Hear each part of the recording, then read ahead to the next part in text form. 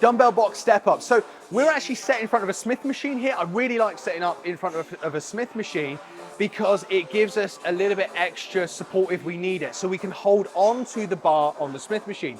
You can also set up in front of a wall, so you can have your hand against the wall, but you're more leaning into the wall, as opposed to with a Smith machine, you can hold on, and if you feel yourself going a little bit backwards, you're a little bit more stable in that position there.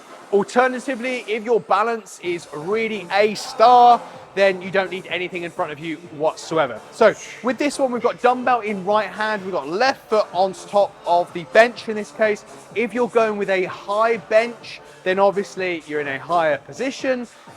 With most benches at most gyms, you won't be able to get too much height with them.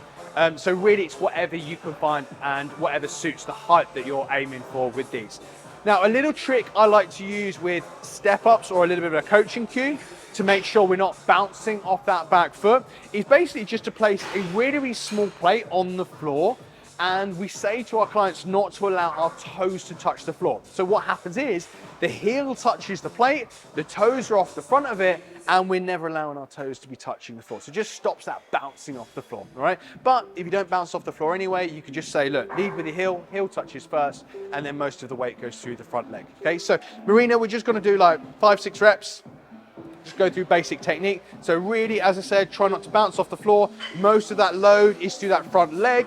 We're using our hand on the Smith machine just for a little bit of balance, make sure we're not toppling over and it looks like a circus act.